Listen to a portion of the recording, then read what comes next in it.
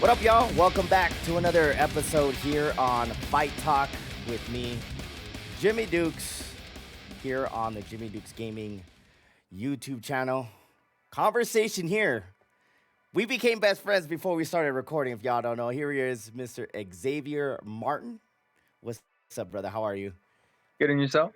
Good, man. I appreciate your time, man. Just a little before we were recording, I was like, you're like, is that a little Deadpool? I'm like, yeah. And we started sharing the Deadpool stuff, so I got to shout you out for that, man. Hell yeah. Listen, one of my favorite super people. All right, he's super, but he's no hero. I love him.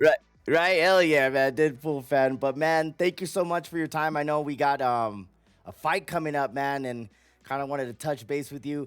I know that we were kind of just talking a little bit and we kind of crossed paths, but thank you for your time. And I didn't know you were a fighter, man. So you've been fighting for you've been training for 10 years. Is that correct?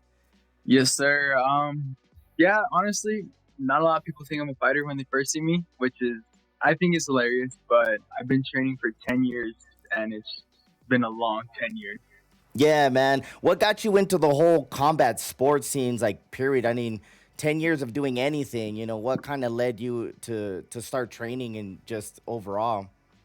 So I don't know. That one's kind of a weird story, but it kind of started off with like me kind of getting picked on, and I was just like, you know what? I'm tired of this. And so I walked up to my dad, who as the head coach at Briggs, Coach Ryan, and I was just like, hey, Dad, I'm tired of this.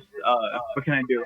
And he took me originally to one of our older gyms that we used to train at, and I just trained with pure adults. I had no kids, so I got my butt kicked all the time. But that's what kind of led me on to here. Dang, that's crazy. So when you started getting into the whole training, it was more for like an anti-bullying thing. How did you convert to like an amateur career? I mean, you're a pro right now. What led to to an amateur career? So what kind of led to that? And it was a whole thing that started because my dad had realized that I was picking up on the wrestling portions of grappling like really easily. So he was just like, "Hey, why don't you try out wrestling?" I tried off wrestling. I sucked when I started. I got better at it when I went along, and I just became one of those things where I was just like, I'm gonna miss this sport if I ever like just quit wrestling. So what can I do that's kind of like wrestling? And I went to college. I got hurt, came back, and I was just like, you know what, Dad? I'll fight. And he's just like, why? And I was like, it's just getting cross face is kind of like getting punched in the face, but repeatedly. Right. You can actually defend yourself and throw something back. That's Exactly. awesome. Yeah, that's awesome. And I love hearing those kind of stories too. Like, I mean, the bullying thing, I hate when people say they get bullied, but that leads to a lot of people defending themselves. Like, I have two boys, and one of the reasons I put them in jujitsu is exactly for that. Not that I want them to whoop anybody, but just to be able to defend themselves. Because I mean, nowadays, you know everybody's like willing to pick on anybody, you know what I mean, unfortunately, and things like that. But I love hearing that, and from that, it evolved for you, just following a sport and doing that. But going through your amateur career, and what led to wanting to do the pro thing, like, what was your amateur career, if you don't mind me asking? So I had a weird amateur career, and it was partially due to my fault. But I started at 170, and after my first fight, I was just like, I really like this. This is so cool. And like, because it's like one of those things where not a lot of people can say that they get to do this. So I was just like, all right, I'm gonna take my time with it. And I just, I started going off. I went 2-0, and then I lost two back to back, and I was just like, oh. But from 170, I went up a weight class because I was actually working at GameStop at the time, and there's somewhere, I think you know him, Dominic Berry. Okay. In one of his like boxing videos that he did like earlier on YouTube, I'm in it and I tell him like, hey, I just got fired from GameStop. I need money, dog. And what's funny is because the reason I got fired was because of my amateur career. Like me and my boss, we just weren't agreeing. And it really came down to a fight that I had on Black Friday that started everything. So I went up a weight class. So I went up to 185, and oh, man, I got beat up. I went all 3 rounds, thankfully. I didn't get knocked out or anything, but I got beat up, and it was because my boss tells me, he's like, "Hey, if you don't come in, I'm gonna take you as a no call, no show, and you're gonna get fired." So I woke up 6 a.m., went to work, drove 4 hours, weighed in, drove back 4 hours, worked the next day, left half day, and then went to go fight. So I wasn't in the best mentality to be fighting or in the best physical condition. But like after that, when I started getting more and more fights, he was just like starting to be weird about it. So as I went along in my amateur career, I was just like, I think I can really see myself getting paid for this. Yeah, I love hearing that. And I appreciate you sharing your story, man.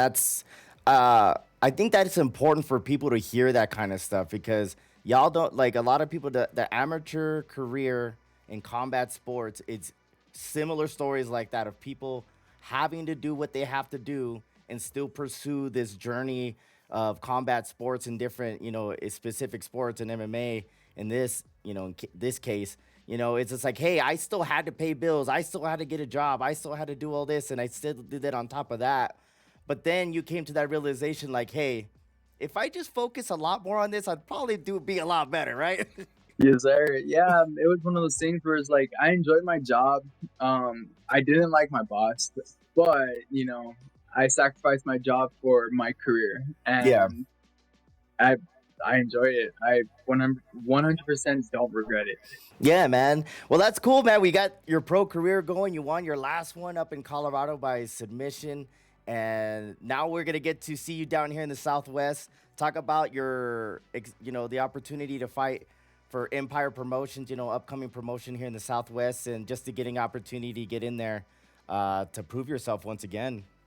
So I find it really exciting because I didn't think I was gonna be able to fight in Las Cruces again. Like I thought, the first time I fought in Las Cruces, which was like my pro debut, I thought that was gonna be the last time, and I was kind of sad about it because I lost. Um, but thankfully, Empire's like they're putting on this show, and I got asked if I wanted to fight on it. I was like, heck yeah, like it's right here, like you can beat that. Yeah, I love that too because I know there's a lot of different promotions here in town, and Empire is like one of the first ones that's going outside of El Paso. And having those opportunities here in the Southwest for different fighters that you're not the only one. I've talked to guys on the side or behind, or they're like, man, I hate having to go to here. I mean, the fact that we're getting enough fighters here in this area, it's becoming a little hotbed that we have enough people to start running the shows here, and then them coming to town, and then us going to local areas. So I love, you saying that, hey man, didn't go my way the first time, but this time around I'm coming. I am coming for it because 100% traveling sucks. Like especially when you have to drive to like Colorado, like it sucks. It's fun because like it's pretty scenery, but still sucks. You're sitting in the car for like 8 hours. Yeah. So when it's like right here, it's like, oh, this is a lot nicer than Yeah. Those just driving. small little amenities, man. Small little amenities that make a big difference. But talk about the your current fight camp right now and how it's going. And I know you guys at Briggs are pretty active in all disciplines, huh? Yeah. So right now, like because Coach Jackie's out of town, I haven't gone to champ camp this week. So I wake up, I start my run, and I usually run like 4 or 5 miles if I'm like feeling like okay, I guess. Like if I'm feeling good, I'll run further. But um, then I'll like chill for a little bit. I'll have like a little protein shake, and then I'll go at I teach kids, and then afterwards I train jujitsu and MMA. Yeah, man, that's great. And know the benefits of being at Briggs. I know that a lot of guys. I think you have a teammate or two that are fighting on the card too, if I'm not mistaken. Talk about the benefits of having those other tools to sharpen you guys at the same time, having all that and being able to go to another gym like Champ Camp to work on your hands. Yeah, so honestly, it benefits a lot because just like it's one of those things where I feel like I'm one of the more active fighters, and so it's just like when people like come in like, hey, like I want to fight, it's like, well, come in, and it's just like I'm able to push them and they're able to push me back. So it's like building your own training partners.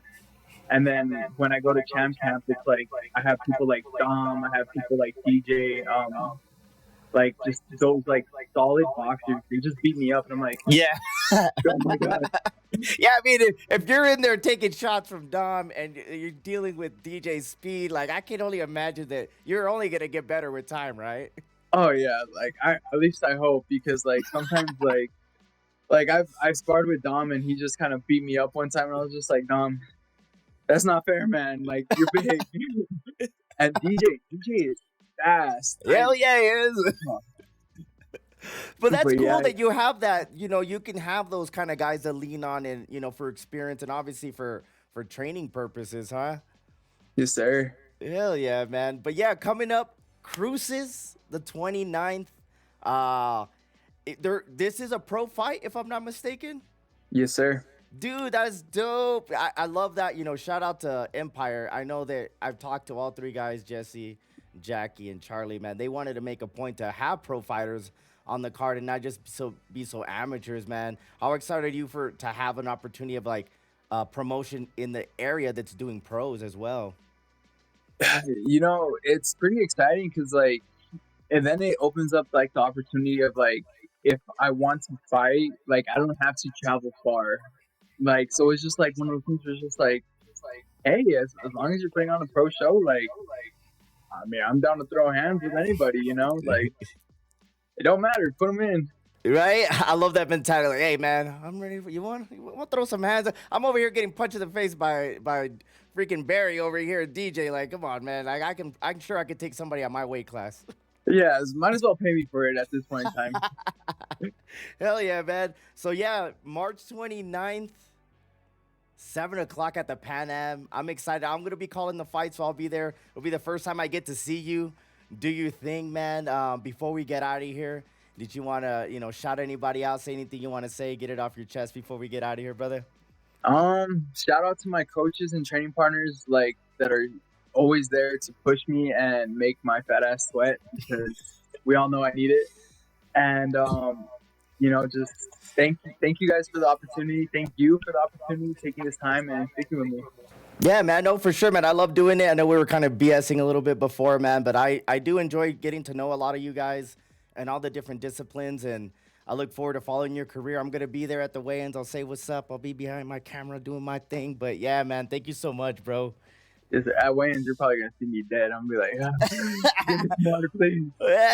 And then after that, you'll be ready to go and shit. Oh, 100%. Hell yeah, man. I love that, man. Y'all make sure, go check out Mr. Xavier, man. Get your fight tickets from all these fighters, man. It helps them individually. If y'all don't know, man, if you guys buy from them directly, it helps their pocket in their journey and whatever they got going on, man. But Empire Promotions, Yes, March sir. 29th, 7 o'clock at the Pan Am, dog. Hopefully you get to right that wrong of losing in your debut out there and even out that record at 2-2, brother. Oh, 100%. Like, I can't lose in front of my mom 2 times. That's awesome, man. But yeah, wish you the best. Have a great rest of your training camp, man. And God bless you. Take care of yourself, brother. Yes, sir. Thank you so much. Hell yeah, man. Make sure you guys keep up with all the different fighters that we got going on. Go check out their Instagram. Go follow them. These guys have a lot going on, and it's awesome just to follow these guys' career and, reach out to them. A lot of guys are cool as heck. Reach out to them for, like, sponsorship and things like that. These guys are always willing to work with businesses and different promotions and things like that. But thank you so much, man. Thank you again. Until next time, peace out, homies. Y'all take care.